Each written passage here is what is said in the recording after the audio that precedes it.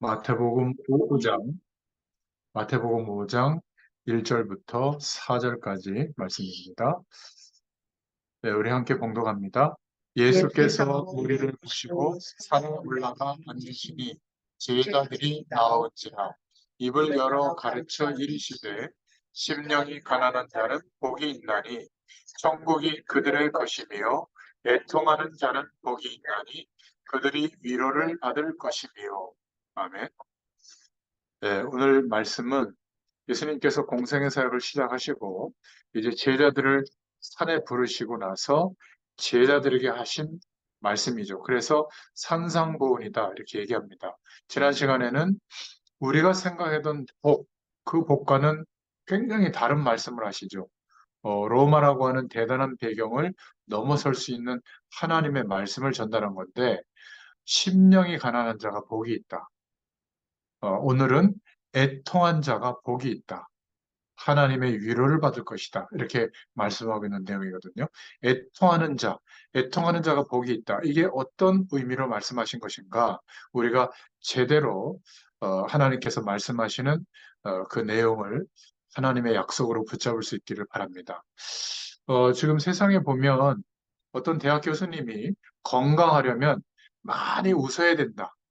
목젖이 막 보일 정도로 막 웃어야 된다. 그런 말씀을 하신 걸 제가 본 적이 있는데 일리가 있다고 생각합니다.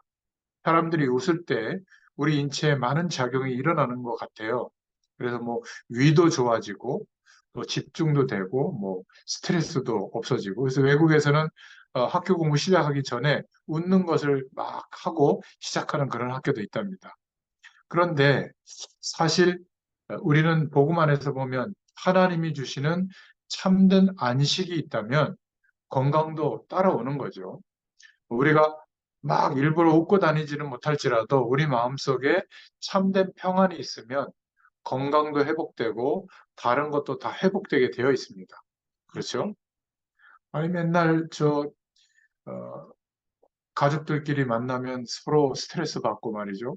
또 직장에 가서 막 상대적 열등감 느끼고 막 노력해도 별로 나한테는 기회가 안 오는 것 같고 뭐 승진도 안 되고 막 그런 속에 있는데 뭐 일부러 막 웃으면 그게 뭐 얼마나 큰 도움이 되겠어요, 그죠? 잠깐은 뭐 그럴지 몰라도 우리가 예수님을 믿고 하나님의 자녀가 됐는데 왜 우리 인생에 이런 많은 일들이 일어날까에 대한 명확한 답이 있어야 되거든요. 그렇지 않으면 사실은 헷갈리는 거죠. 오히려 우리가 살아가는 삶 속에서 하나님을 모르는 사람들이 훨씬 더 잘 사는 것 같고, 뭐 그런 겁니다. 그러니까 항상 내 삶에 살아가는 이유와 기준이 내가 여전히 살아왔던 그 속에 있는 거예요. 잘 먹고, 잘 입고, 아무 문제가 없고, 편안하고, 우리 자녀 잘 되고, 우리 자녀 좀 안 되면 막 힘들고, 막, 근데 그 속에서 사는 거죠. 그리고 조금 여력이 되면 교회 가서 열심히 정한수 떠놓고 빌드 잘 되게 해주세요. 어떻게 해야 잘 되죠? 뭐 헌금해야 되는 거 헌금하고, 예배 잘 드려야 되는 예배 잘 드리고. 여기에 머물러 있는 겁니다. 그러다 보니까 정말 우리를 통해서 예수 그리스도를 믿게 하시고 하나님의 자녀 삼으신 이유가 우리를 통해서 땅끝까지 이 복음이 증거되어지도록 하실 것인데 이건 하나님의 약속이란 말이에요.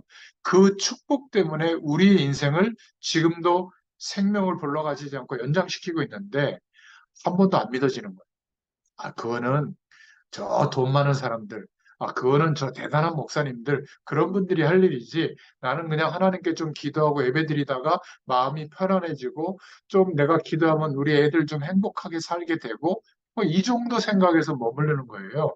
그러니까 하나님이 내게 말씀하시고 있는 내용은 안 들려요. 그리고는 내가 원하는 복, 그것을 얻을 수 있으려면 이러고 말씀을 드리니까 그런 것만 붙잡아지는 겁니다. 그러니까 주로 많이 속죠. 이렇게 하면 복이 온대더라. 저렇게 하면 복이 온대더라. 사실은 그런 생각과 내용을 가지고는 내 가족조차에게도 영향을 주기가 어렵습니다. 그래서 복음서의 말씀은 그냥 단순한 은혜 받는 말씀이 아니라 예수님이 그리스도인 사실이 현장에서 예수님을 통해서 직접 증거되어졌는데 마태복음은 저분이 단순한 선지자가 아니라 단순한 지도자가 아니라 단순히 영적인 축복을 나타내는 정도가 아니라 하나님이시구나. 그것도 만왕의 왕으로 오신 왕적인 권세를 통해서 그리스도의 일을 이루시는 분이구나. 그러니까 예수님의 말씀도 그런 관점으로 기록한 거예요. 마태복음을 기록했던 그 마태가 말이죠.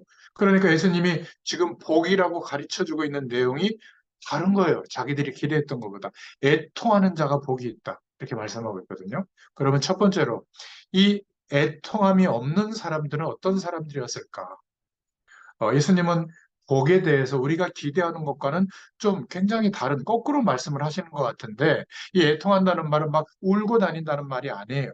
그런데 하나님의 진정한 응답은 이 애통하는 자에게서부터 시작된다고 말하고 있거든요. 그런데 이 당시에 바리새인들, 대표적으로 성공한 사람들이고 그 나라를 움직였던 사람들이거든요.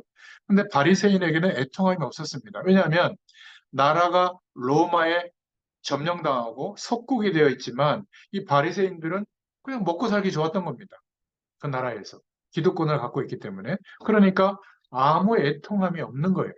또 뜻도 모르면서 성경 두루마리를 들고 다니는 서기관들은 여전히 애통함이 없었어요. 기득권 세력이니까. 사실은 이 당시 왕보다도 더 높은 위치에서 섬김을 받고 혜택을 받았던 인물이 대제사장이었던 겁니다. 그러니까 이 대제사장이 애통함이 없는 거예요. 그리고 이 당시에 어, 성전에서 하나님의 일을 맡았던 레위 족속, 레위인들은 국가법에 의해서 이스라엘 교회법에 의해서 생활비를 국고에서 다 주게 되어 있거든요. 이 사람들이 애통함이 있겠어요? 애통함이 없는 겁니다.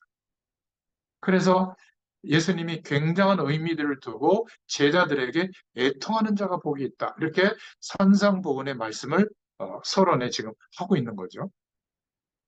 누가복음 16장 19절부터 31절에 보니까 거지 나사로와 부자에 대한 비유의 말씀이 나오는데 부자는 돈이 많아서 날마다 잔치를 벌인다고 했잖아요. 근데 거기에 앞에 있던 나사로는 거기서 떨어지는 버리는 음식을 가지고 연명했는데 결국 이 부자는 지옥에 가게 되고 또 이 거지는 천국에 가게 됐다. 누가 더 나으냐 이렇게 말씀하는 비유의 내용이 나오는데 이 부자가 애통함이 있었겠어요? 살아있는 동안에. 근데 지옥 배경 속에서는 막 애통하죠. 내 남겨진 형제들에게 여기 올 수 없도록 뭔가 하나님의 뜻을 전달해 줄 수 없겠냐. 그랬을 때 오고 갈 수 없다는 것을 얘기하죠. 내 입술에 물방울 하나라도 떨어뜨렸으면 좋겠다. 그걸 허락하지 않잖아요.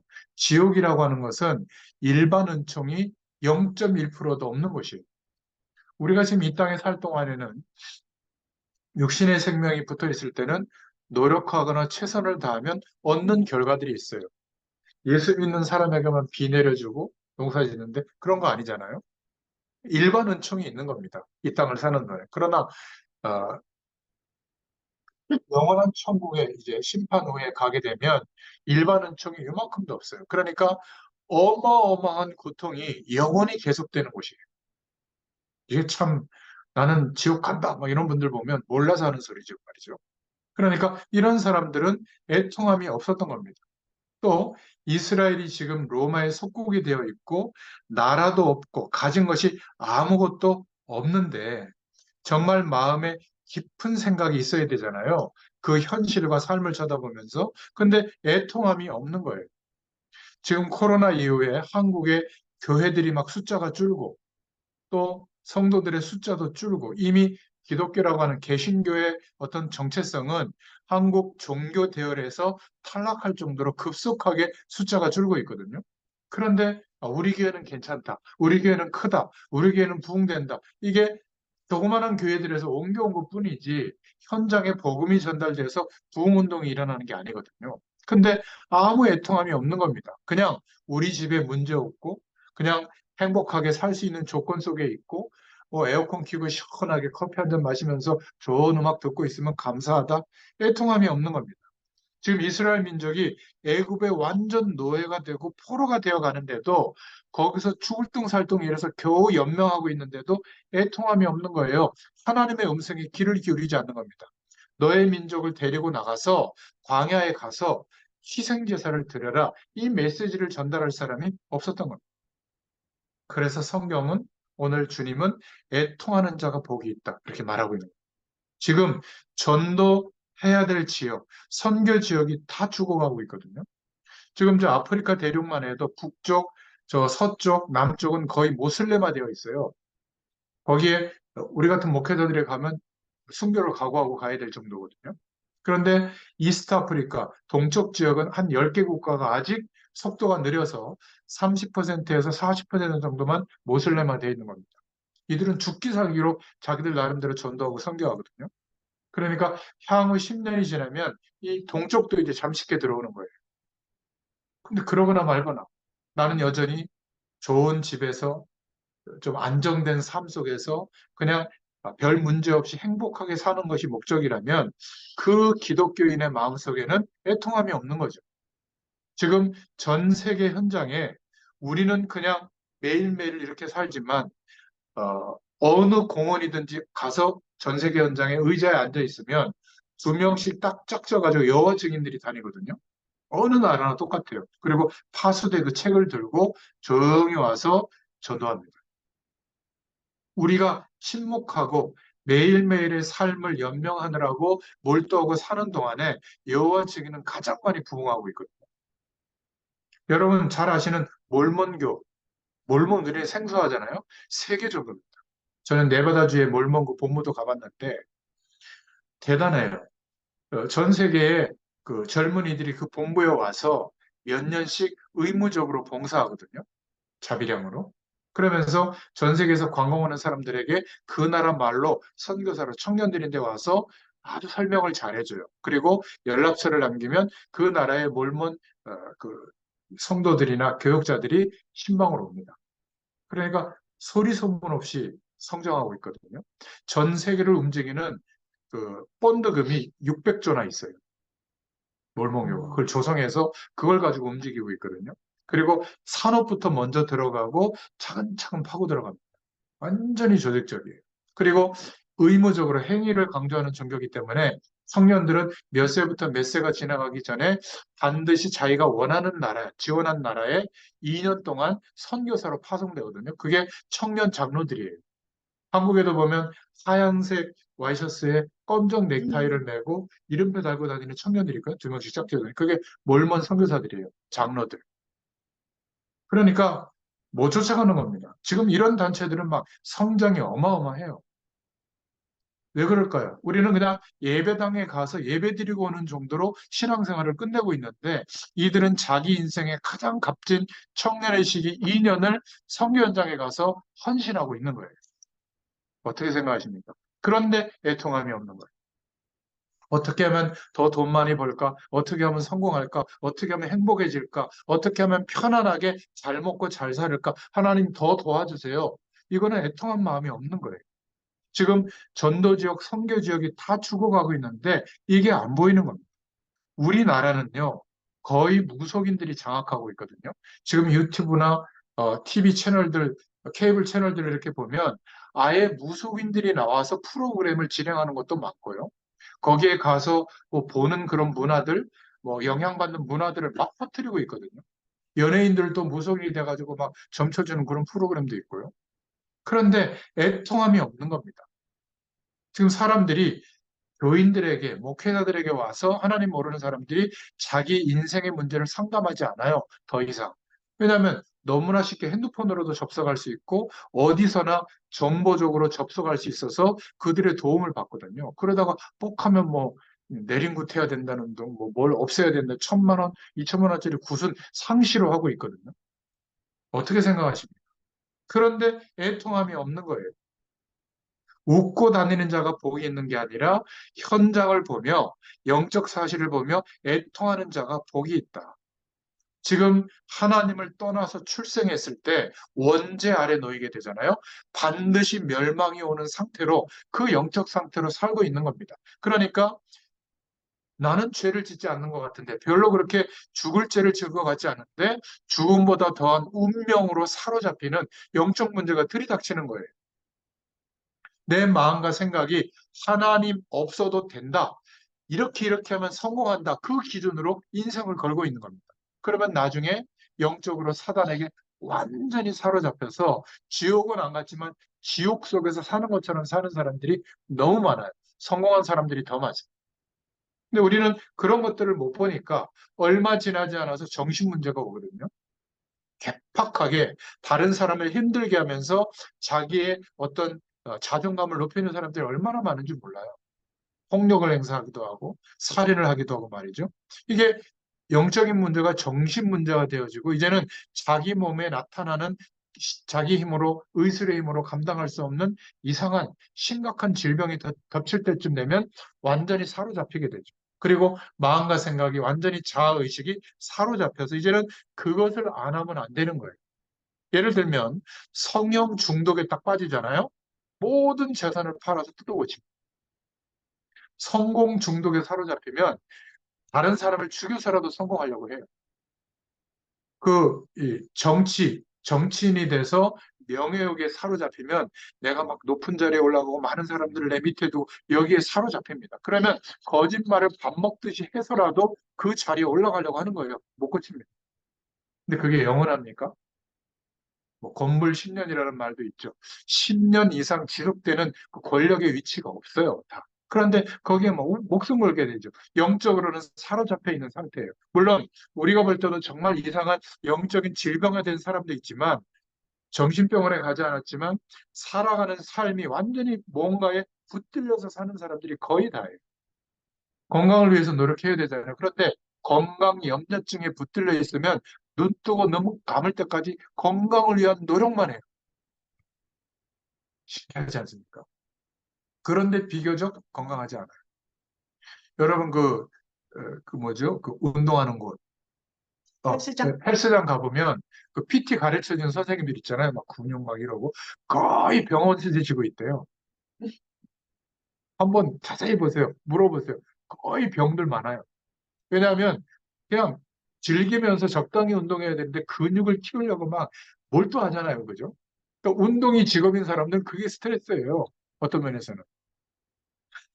그러니까 또 그렇게 해야만 레슨도 오고 말이지. 또 대회에 나가서 입상도 해야 되고 하니까 막 죽을 둥살둥 하잖아요. 저는 뭐 운동하는 거는 동의하지만 운동, 건강 연료증에 사로잡히면 모든 게 걱정하면서 밥 먹고 살찌는데 이거는 뭐가 안 좋은데 이거는 중국산인데 이거는 콜레스테롤이 많은데 스트레스 받습니다. 그렇죠? 그러니까 건강을 막 대충 살아라 그 말은 아니지만 하나님을 모르는 상태의 결말로 집착하거나 중독되는 상태가 되면 똑같아요. 그러니까 이런 사람들을 보고도 애통함이 없고 우리도 그 대열에 속해서 막 서로 경쟁해가지고 내가 더 낫다고 하고 있으면 되겠습니까? 중세교회 하나님의 복음의 약속을 놓치고 복음의 기준보다 더 위의 기준들을 세워놓고 그것을 움직이는 사람을 위에다 둔 그러니까 어마어마한 멸망이 오는데도 애통함이 없는 겁니다. 그 시대에 엄청난 재앙이 덮치잖아요. 교회가 애통함이 없는 거예요. 바리새인과 비교해서 애통하는 자가 복이 있다. 이 말씀을 하고 있는 겁니다. 저희가 하나님의 위로를 받을 것이며 5장 4절에 오늘 말씀하고 있잖아요. 그럴 바에는 큰 두 번째로 차라리 굉장히 가난해지는 게 낫다. 예수님의 말씀에 의할 것 같으면 차라리 그럴 바에는 애통하는 마음이 없이 살 바에는 굉장히 병이 드는 게 낫다. 차라리 질병 가운데 빠져 있는 게 낫다. 차라리 영적 문제가 덮쳐 있는 게 낫다. 왜냐하면 그것 때문에 고민하다가 힘들어하다가 누가 전해주는 그리스도 복음의 소식을 만나게 될 가능성이 있으니까. 영적 문제에 깊이 빠진 사람들은 어떤 것도 답이 안 되거든요. 복음만 답이 돼요. 그 문제를 해결하지 못하고 몸부림치다가 하나님을 만날 수 있는 기회가 있지 않을까? 그러면 개인적으로 애통할 수 있는 조건이 있다면 축복이 될 수 있는 겁니다. 그런데 노력할 때마다 막 다 결과가 좋아요. 최선을 다하면 남들보다 10배의 결과가 와요. 과연 이 사람이 애통하는 마음이 생길까요? 영적으로 갈급해져서 심령이 가난해져서 내 인생 문제를 직시하게 될까요? 오히려 자기에게 얻어진 결과를 가지고 다른 사람들을 평가하고 다른 사람들이 틀렸다 맞다 판단하는 그런 사람의 위치에 서 있지 않을까요? 그러니까 이 시대와 내가 살아가는 삶의 현장을 보면서 애통하는 마음은 들지 않는 거예요. 오히려 우월감이 들겠죠. 그리고 사람들을 볼 때마다 아유 저 수준 낮은 것들 이렇게 그런 생각이 들겠죠. 그래서 예수님께서도 말씀하셨죠. 누가 더 나은가?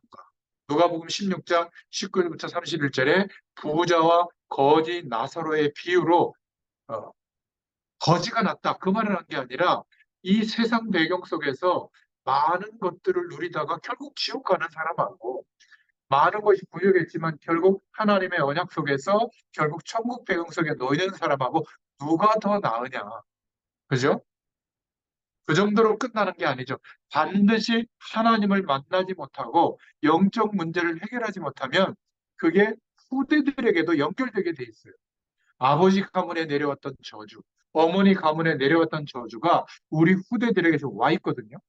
이것을 우리 대에서 끊고 그들도 예수 그리스도의 이름으로 끊어버리는 영적 축복 속에 들어가야 되는데 만약에 우리가 이 그리스도의 축복을 놓쳐버리면 우리 후대들에게 꽃배기로 전달이 되거든요. 하나님을 알지 못하면 우리나라에 일어나는 영적인 문제가 후대들에게 그대로 전달이 될 겁니다. 차라리 그럴 바에는 가난하게 되어가지고 하나님을 알 수 있고 영적 배경을 알 수 있는 게 낫지 않겠느냐. 그 말이 부자와 거지 나사로의 비유의 말씀입니다. 그런 면에서 예수님께서 애통하는 자가 복이 있다. 이렇게 말씀하고 있습니다. 여러분, 그리스도의 약속을 예수님이 오셨는데도 자기들의 손으로 오히려 예수님을 십자가에 못 박는 일을 했던 대표적인 그리고 예수님의 제자들을 아주 인생을 걸고 핍박했던 바리새인들 어떻게 됐죠? 그들의 후손들이 게르만족을 하나님이 일으켜가지고 어마어마한 저주가 오도록 했잖아요. 막 수용소에서 막 비누로 만들어 버리고 수백만 명 어마어마한 고통 속에 놓이게 된 겁니다. 하나님께서 먼저 이스라엘 백성들에게 복음을 주시고 또 땅끝까지 이 복음이 증거될 방향까지 주셨는데 그들은 바리새인으로서 열심히 사는 결과가 온 것, 그것에 심취해서 시대와 사람들을 보고 애통하는 일을 가져본 적이 없었던 겁니다. 오히려 그런 사람들을 업신여겼던 거예요. 그런데 전도자들의 후손들을 통해서 3세기경에 로마가 무릎 꿇고 결국은 로마라고 하는 어마어마한 배경 속에서 그 초기 초대교회를 기독교 국가로 인정하는 그런 일이 벌어졌잖아요. 애통해야 할 이유를 깨달은 사람들을 통해서 하나님은 하나님이 약속하신 일을 이루시게 하시는 줄로 믿습니다. 그래서 오늘 저와 여러분의 인생과 가정과 우리의 과거를 돌아보고 우리 앞에 남겨진 시대와 인생을 쳐다보면서 정말 중요한 기도 제목을 가져야 될 줄로 믿습니다. 하나님은 이런 사람들에게 응답을 허락해 주셨습니다. 마지막 네 번째로 어떤 응답을 주셨죠? 하나님의 위로를 받게 될 것이다. 이 위로는 단순히 마음이 편안해지는 정도가 아니라 하나님의 약속이 이러한 사람들을 통해서 이루어지도록 그 사람의 수준과 관계없이 모든 현장을 다스리고 정복할 수 있는, 복음화할 수 있는 창조의 능력이 임하도록 역사해 주시는 거예요. 너무 말이 어려우니까 성령의 충만을 위해서 기도해라. 그러면 성령의 충만을 주실 것이다. 예수님이 직접 제자들에게 말씀하신 거예요. 제자들이 이 말씀을 알아듣고 어마어마한 핍박 앞에서도 예수 이름을 말하지 말라고 했는데 두 번 다시 잡혀서 똑같은 제목으로 잡히면 사형당할 수도 있는데 예수님의 승천할 때 약속을 붙잡고 마가 요한이 머물렀던 그 다락방에 모여가지고 초대교회가 기도하면서 시작했거든요. 그때 각 사람 머리 위에 불같은 성령이 임한 거예요. 그러니까 어떻게 됐죠? 죽음조차도 이들을 막을 수가 없었던 겁니다. 연약했는데 그 연약한 사람들이 기도하면서 자기네 집에서 인도받기 시작했는데 막 3천 명, 5천 명의 제자들이 일어나고요. 15나라를 살릴 제자의 문을 열어서 이 현장으로 보내잖아요, 하나님. 전부 하나님이 하신 겁니다. 그래서 하나님은 아무도 하나님의 약속을 붙잡고 감히 바로왕 앞에 가서 말을 못하고 있는데 모세가 왕궁 안에서 잘 먹고 잘 살던 40년의 인생을 버리고 광야를 선택했잖아요. 미디안 광야에서 또 40년을 고생했지만 결국 언약을 회복하고 하나님의 능력을 회복한 모세를 하나님은 쓰셨습니다. 한나도 마찬가지죠. 이 당시에 남자아이를 낳지 못한다. 정실부인이. 그러면 하나님께 버림받았다고 생각하거든요. 생명의 씨의 언약이 정실부인을 통해서 이어가도록 했거든요. 예수님 오실 때까지. 그래서 장자의 축복권이라는 게 있었어요. 근데 첩들은 다 남자아이를 낳는데 막 약 올리고 하는데 이 한나에게는 정실부인인데 아들이 없는 겁니다. 그러니까 하나님 앞에 자기 문제를 내놓고 왜 자식을 안 줍니까? 계속 막 눈물 흘리면서 기도하는 거예요. 그때는 하나님께서 응답하지 않으셨어요. 그러다가 기도하다가 어느 날 깨달은 거예요.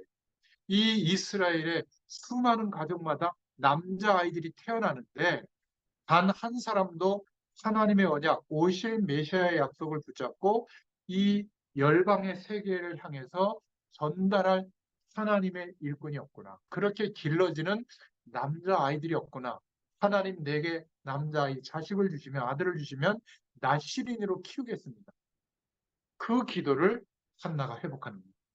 그랬더니 하나님이 누구를 허락하셨죠? 사무엘을 허락해 주신 겁니다. 그리고 사무엘을 통해서 왕정 국가가 시작되도록 하시고 사무엘이 하나님의 약속을 붙잡고 인도받을 때 선지자로 섰을 때 이스라엘은 전쟁이 끝쳤어요. 이 정도로 하나님이 축복하신 겁니다. 저와 여러분 어떤 경우에 놓일지라도 절대로 낙심하지 마시기 바랍니다. 여러분이 지금부터 하나님 앞에서 하나님의 약속을 붙잡고 현장을 바라보면서 그 사람들을 품고 기도하기 시작하면 하나님은 응답을 주실 줄로 믿습니다. 바울은 어마어마한 가문의 배경, 미래에 대한 배경을 내려놓고 이스라엘 민족과 복음이 없는 이방 현장, 로마를 쳐다보면서 애통하는 마음을 가지고 인생을 드린 겁니다. 하나님은 신약 성경에 14권의 하나님의 말씀으로 편집되어질 정도로 서신서가 들어오게 됐고 그 시대를 맡기는 일을 하나님은 허락해 주셨고 오늘 주님의 음성을 듣는다면 여러분들에게도 이런 축복이 회복될 줄로 믿습니다. 아이, 목사님, 전 나이가 많은데요. 바로 그 생각에 묶여있기 때문에 그래요. 나이가 많을수록 좋은 겁니다. 왜냐하면 내가 노력할 수 없다는 것을 젊은이들보다 훨씬 빨리 인정할 수 있잖아요. 젊은이보다 더 내가 할 수 있다. 착각이에요. 더 못합니다. 그러면 하나님께서 하실 것을 믿고 기도할 수 있잖아요. 아직 젊은 저 같은 경우는 아무리 믿는다고 해도 내가 할 수 있는 여력이 있기 때문에 그거를 더 의지하거든요. 그게 안 통할 때는 100% 믿지만 할 여력이 남아있으면 그거 하다가 안 될 때 기도해요. 근데 연세가 드신 우리 어머니 세대들은 아무리 내가 막 대단한 의욕이 있어도 안 되잖아요. 그때는 어떻게 하죠? 믿고 기도할 수 있는. 그런데 오히려 반대로 생각하는 거예요. 나는 나이가 들었어. 움직일 수가 없었어. 지적 능력도 떨어지고 뭐 할 경제적 여력도 없고 그러니까 하나님이 하신다고 믿고 기도하시면 어마어마한 하나님의 역사가 일어나는 거예요. 여러분 내 수준대로 말씀을 보지 마시기 바랍니다. 하나님의 수준으로 말씀이 임하고 있다면 하나님의 수준으로 믿어야 되는 거예요. 그러면 젊은이들, 대단한 기업인들이 알 수 없는 하나님이 하시는 일을 보게 될 줄로 믿습니다. 그래서 어떤 사람이 예수 그리스도를 믿고 보니까 너무 좋은 거예요. 복음을 깨닫고 하나님이 함께하는 축복을 경험해 보니까. 그래서 야, 내가 진짜 인생을 큰일 날 뻔했구나.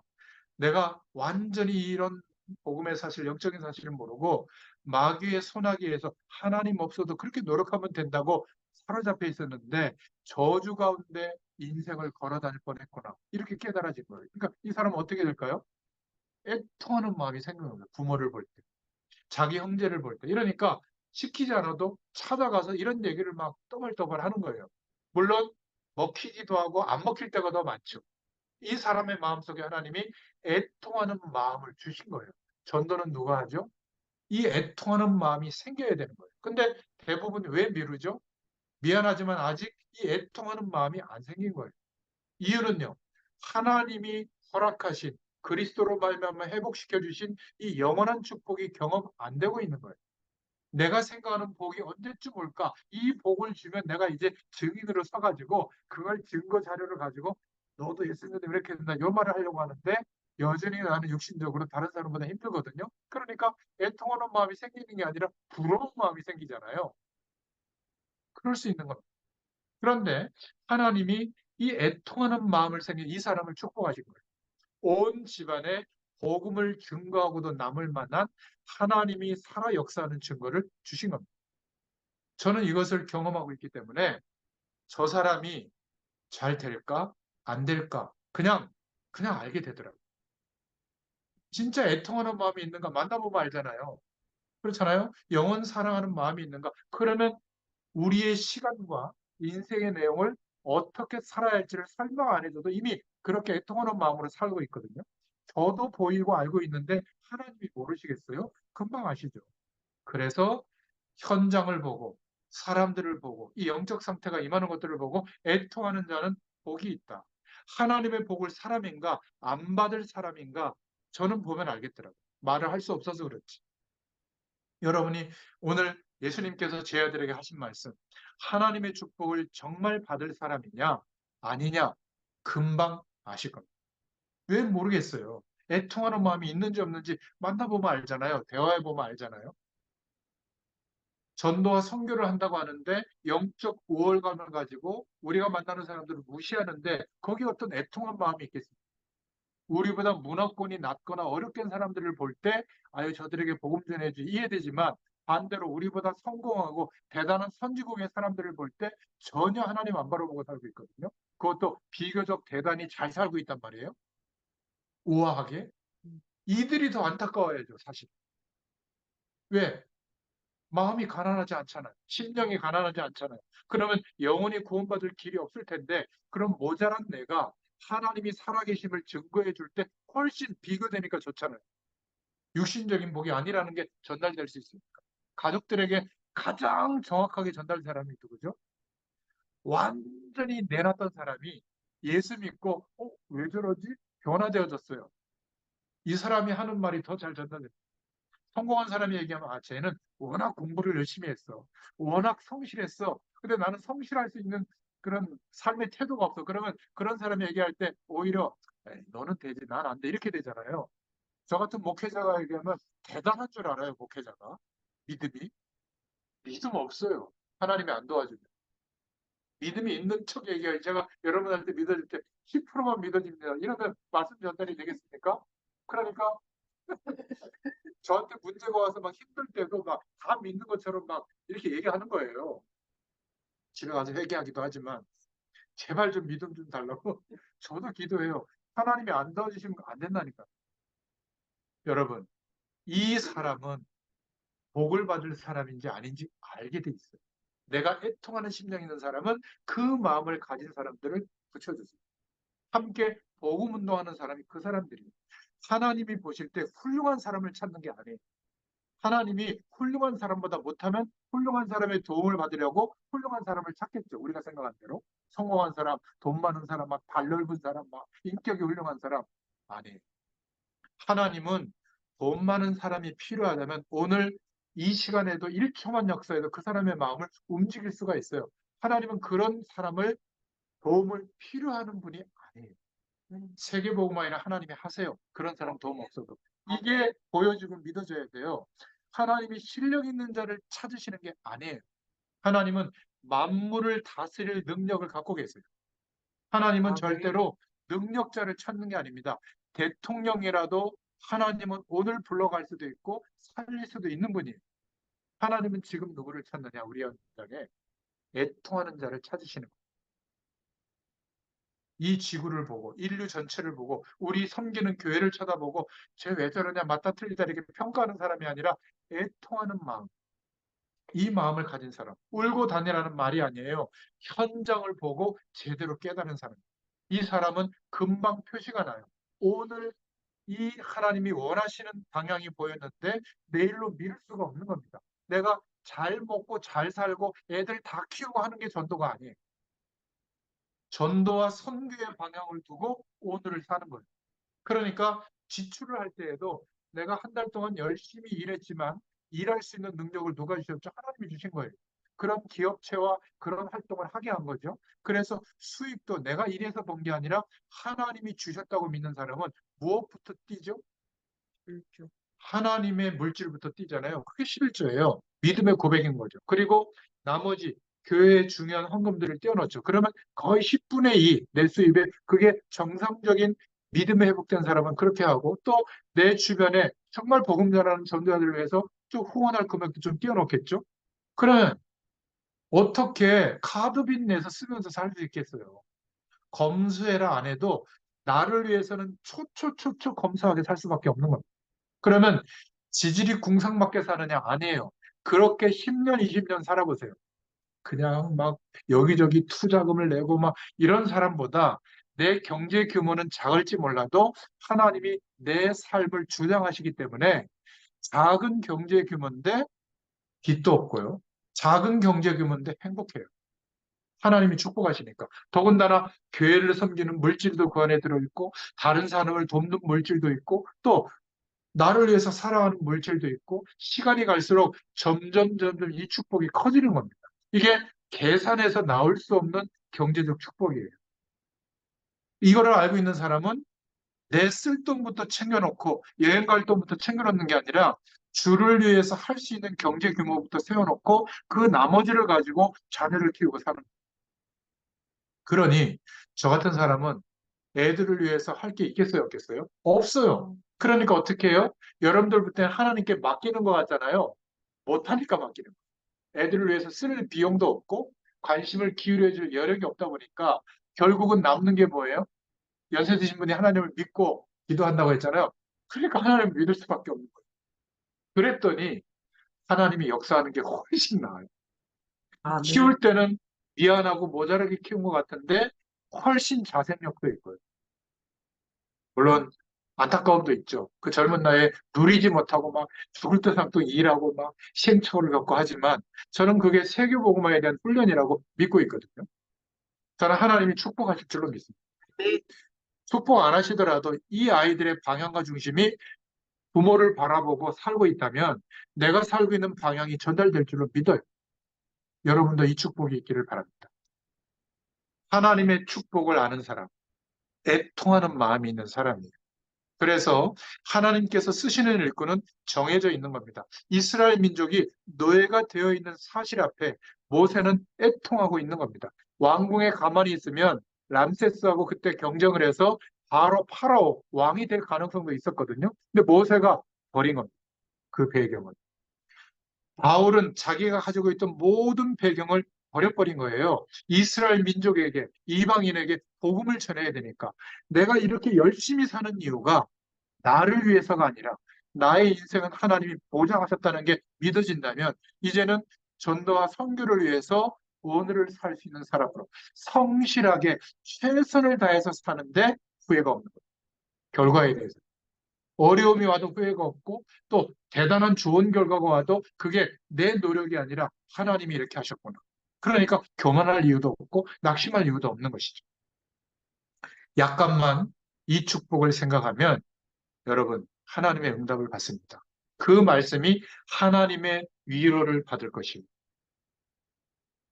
하나님이 함께 하시면서 쫓아다니면서 역사해 주세요, 이때부터. 사실상 전도하러 막 우리가 안 나가도 정말 우리 민족에게, 내가 알고 있는 사람들에게 이 복음이 전해져야만 살 수 있는데, 이러한 생각만 들어도 하나님이 응답하세요. 문을 열어주십니다. 제가 이렇게 현장을 놓고 세계복음을 듣고 전도와 선교를 고민하고 살아가고 있거든요. 어떤 일이 벌어지는 줄 아세요? 오늘 이제 다음 주 월요일에 김영철 선교사님이라고 케냐에 계신 선교사님 저희 교회 이제 밥이라도 먹읍시다. 내가 큰 거는 대접 못하고 그 안양시장에 그 순댓국밥 좋아하니까 그걸 먹으러 갔어요. 먹고 또 김 10,000원어치나 10,000원어치 이렇게 사느라고 갔는데 어디서 많이 본 분이 이렇게 그 한 세네 분이 지나가는 거를 김영철 선교사가 본 거예요. 그 시장에 안 갔으면 못 만나요. 그분들이 금천구 서울에 사시는 분이거든요. 그 어떤 권사님인데 예전에 저희 교회에 그 있던 분인데 아마 이름 얘기하면 아실 겁니다. 끝나고 말씀드릴게요. 이게 녹화가 돼서. 이건 서너 분이 이렇게 오는데 만난 거예요.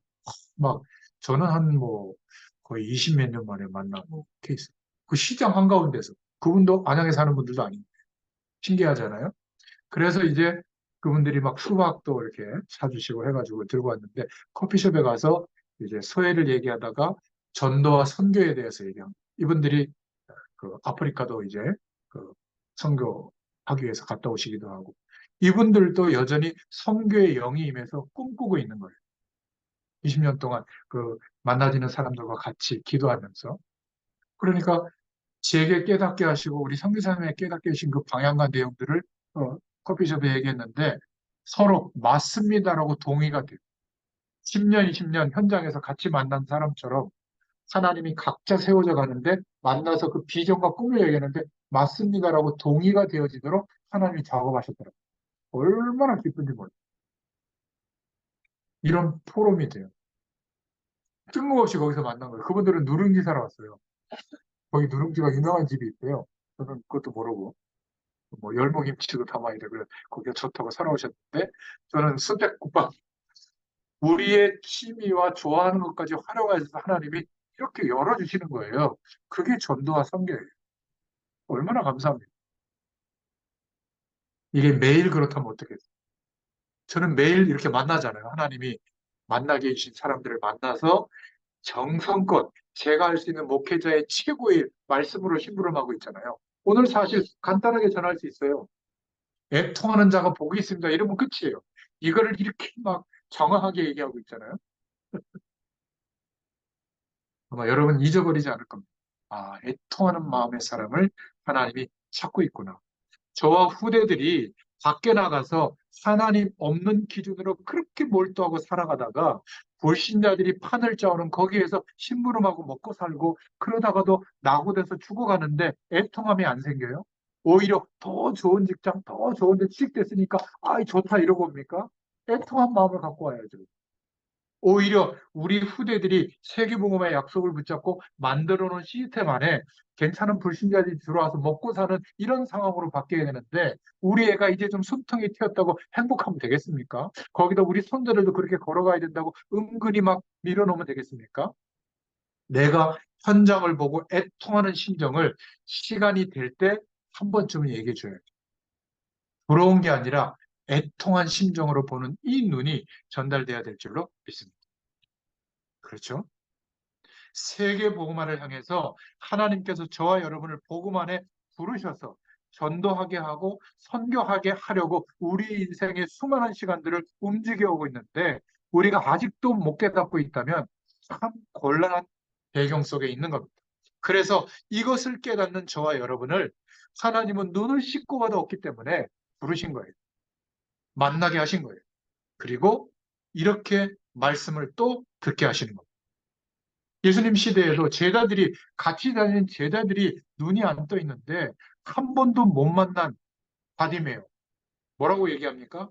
다윗의 자손 예수여 나를 불쌍히 여기소서 메시아임을 고백하는 그 내용이거든요.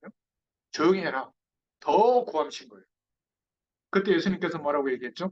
내 믿음대로 될지어다. 너무나 우리가 현장을 보면서 애통하는 마음이 없고 아무런 영적 감각이 없다면 하나님이 살아 역사하고 계시는데도 하나님의 응답이 뭔지 모르는 거예요. 그러니까 그렇게 목이 터져라 부르짖는 겁니다. 있어야 할 것 아신다고 했잖아요. 진짜 응답이 뭡니까? 애통하는 심령으로 현장을 두고 기도하는데 하나님이 역사하는 것을 봐야 될 거 아니겠어요? 그죠? 기도해야 될 진짜 이유를 알려주시는 겁니다. 그럴 때 하나님의 응답을 받게 될 줄로 믿습니다. 오늘 이 축복이 있기를 예수 그리스도의 이름으로 축원합니다. 기도하겠습니다. 하나님 감사합니다. 오늘도 하나님께서 약속하신 축복, 그것도 공생의 사역을 시작하시면서 제자들에게 어, 유대의 모든 배경과 로마의 배경을 넘어서서 그 모든 사람들에게 답이 될 수 있는 산성보온의 말씀을 허락하셨습니다. 오늘 우리에게도 동일하게 생명의 말씀으로 능력의 말씀으로 역사해 주심을 감사합니다. 심령이 가난한 자의 복이 있게 하시고 현장을 바라보며 애통하는 심령이 회복되게 하셔서 하나님의 위로와 축복이 날마다 임하게 되도록 우리의 모든 삶의 현장에 역사하여 주시옵소서. 예수님의 이름으로 감사하며 기도드렸습니다. 아멘. 감사합니다.